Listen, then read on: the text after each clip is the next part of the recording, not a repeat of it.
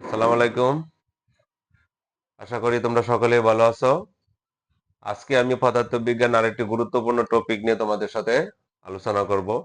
সেই টপিকটি হলো ভরবেগ ও গতিশক্তির মধ্যে সম্পর্ক স্থাপন। ভরবেগ ও গতিশক্তির মধ্যে সম্পর্ক স্থাপন। প্রথমে আমরা একটু বুঝে নিব ভরবেগটা কি। ভরবেগ, এখানে আমাদের দুইটা কথা আছে। ভর বেগ, ভরবেগ হলো ভর ও বেগের গুণফল। বর ও বেগের গুণফলই হইল ভরবেগ। বর ও বেগের গুণফলকে আমরা কি বলবো? ভরবেগ বলবো। তাহলে কোনো বস্তু আমরা বরকে কি দ্বারা প্রকাশ করি? এম দ্বারা প্রকাশ করি। আর বেগকে কি দ্বারা প্রকাশ করি? ভি দ্বারা।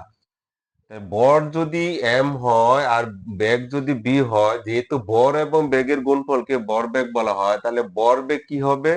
বর এবং বেগের গুণফল, অর্থাৎ এম এবং বি গুণ করলে কি হবে? M V. মানে ভরবেগ হবে এম বি, আর ভরবেগকে কি দ্বারা প্রকাশ করা হয়? পি দ্বারা। তাহলে পি ইকুয়াল টু কি হলো? M V. প্রথমে আমি আবার বলবো যে ভরবেগ হলো বর ও বেগের গুণফল। বর ও বেগের গুণফলকে কি বলা হয়? ভরবেগ বলা হয়। এম বরের কোন একটা বস্তুর বেগ যদি কি হয়? বি হয়, তাহলে ভরবেগ কি হবে? পি ইকুয়াল টু কি হবে? M V. অর্থাৎ বর এবং বেগের গুণফলকে আমরা কি বলবো? ভরবেগ। তারপর আরেকটা কথা লেখা আছে এখানে, গতিশক্তি। গতিশক্তি হলো গতিশীল অবস্থায় কোনো বস্তুর কাজ করার যে সামর্থ্য, সেটাকে আমরা কি বলবো? গতিশক্তি। গতিশীল বস্তুর কাজ করার যে সামর্থ্য লাভ করে, সেটাকে আমরা কি বলবো? গতিশক্তি বলবো। আমরা যদি একটি আম গাছ থেকে একটা আম পাড়তে চাই, তাহলে ওইখানে আমরা যে ডিল ছুরি, এই ডিল ছোড়ার পরে আমরা যদি কি হয়, আমের সাথে যদি ওই ডিলটা লেগে যদি আমটা পড়ে যায়, তাহলে ওই যে যে আমরা যে ডিলটা ছুড়লাম, ওইটা যে একটা গতিপথ হলো, গতির ফলে যে আমটা পড়ে গেল, সেই গতির ফলে যে কাজটা হয়েছে, সেই রকম কাজটাকে আমরা কি বলবো? গতিশক্তি বলবো। অর্থাৎ গতিশীল অবস্থা কোনো বস্তুর কাজ করার যে সামর্থ্য লাভ করে, সেটাকে কি বলি? গতিশক্তি। তাহলে গতিশক্তির একটা রাশিমালা থেকে আমরা জানি টি ইকুয়াল টু কত? Half M V square. T equal to half M V square. আমরা আজকে আলোচনা করব ভরবেগ ও গতিশক্তির মধ্যে সম্পর্ক। যেহেতু ভরবেগ হলো পি ইকুয়াল টু কত? M V. আর গতিশক্তির সূত্র অনুসারে আমরা জানি টি ইকুয়াল টু কত? Half M V square. এখন এটার মধ্যে আমরা গতিশক্তি ভরবেগের মধ্যে সম্পর্কটা স্থাপন করব। এখন এই টুটা কোথায় আছে? নিচে। এম বি স্কয়ার আছে উপরে। আমরা এটা সাজিয়ে লিখবো। এখানে আমাদের এখানে একটা নিচে একটা অতিরিক্ত এম দিলাম। এখানে নিচে একটা অতিরিক্ত এম দেওয়ার সাথে আমরা দেওয়ার কারণে আমরা উপরে আরেকটা কি দিয়ে দিব? এম দিয়ে দিব। অর্থাৎ আগে এম ছিল কয়টা? একটা। এখন নিচে একটা দেওয়ার জন্য অতিরিক্ত নিচে দিয়েছি, এটা আমরা উপরে আবার কি করব? একটা এম বেশি দিয়ে ওটাকে ব্যালেন্স করে দিব। তার মানে এখানে ছিল একটা এম, এখন কত হলো? এম স্কয়ার, মানে দুইটা এম। নিচে একটা এম আমরা কি করে দিলাম?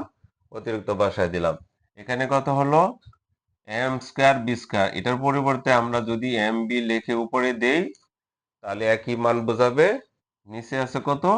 2m। অর্থাৎ এম বি এর উপরে কি দিলাম? Whole square. নিচে আছে আমাদের 2m। এখন আমরা ভরবেগের সংজ্ঞানুসারে কি পেয়েছি? পি ইকুয়াল টু কি পেয়েছি? M V. অর্থাৎ P equal to M V. আমরা এই এম বির পরিবর্তে কি লিখতে পারি? পি লিখতে পারি। তাহলে পি, এই এম বির পরিবর্তে যদি পি লিখি, উপরে কি আছে? স্কয়ার। নিচে আছে আমাদের কত বলো? 2m। এখানে টি দ্বারা কি বোঝায়? গতিশক্তি। আর পি দ্বারা কি বোঝায়? ভরবেগ। তাহলে গতিশক্তি আর ভরবেগের মধ্যে আমরা কি পাইলাম? সম্পর্ক পাইলাম। অর্থাৎ গতিশক্তি ইকুয়াল টু, অর্থাৎ T equal to P square by 2m। আর এটাই হলো আমাদের গতিশক্তি এবং ভরবেগের মধ্যে সম্পর্ক স্থাপন। আমি আবার এই বিষয়টি আলোচনা করতেছি। প্রথমে লেখা আছে আমাদের কত? ভরবেগ। ভর এবং বেগের গুণফলকে বলা হয় ভরবেগ। ল্যাম্বরে কোনো বস্তুর ভেগ যদি বি হয়, তাহলে পি ইকুয়াল টু কি হবে? এই দুটার গুণ করলে কি হবে? M V. অর্থাৎ P equal to M V. ভরবেগ P equal to M V. তারপর হলো গতিশক্তি। গতিশক্তি আমরা জানি গতিশীল অবস্থা কোনো বস্তু যে কাজ করার সামর্থ্য লাগবে, সেটাকে আমরা কি বলি? গতিশক্তি। তাহলে গতিশক্তিকে আমরা টি দ্বারা প্রকাশ করি। T equal to half M V square. এটা সূত্র। সেই সূত্র অনুসারে আমরা এখানে টি, এখানে কি দিলাম? নিচে একটা এম দিলাম, এখানে উপরে একটা এম অতিরিক্ত বসালাম। তারপর এই দুইটা এম স্কয়ার বি স্কয়ারকে এম বি দিয়ে আমরা উপরে কি দিয়ে দিলাম, স্কয়ার দিয়ে দিলাম। আর এই এম বির পরিবর্তে আমরা কি লিখতে পারি, পি লিখতে পারি। তাহলে এম বি ইকুয়াল টু যদি পি হয় আর উপরে কি আছে স্কয়ার, নিচে আছে আমাদের কত 2m, অর্থাৎ টি ইকুয়াল টু কি দাঁড়াইলো পি স্কয়ার বাই 2m। এটাই হলো আমাদের গতির শক্তি এবং ভরবেগের মধ্যে সম্পর্ক। আশা করি তোমরা সকলে বুঝতে পারছো। পরবর্তীতে আরো নতুন কোনো টপিক নিয়ে তোমাদের সাথে আলোচনা করব। সে পর্যন্ত ভালো থাকো সবাই। আল্লাহ হাফেজ।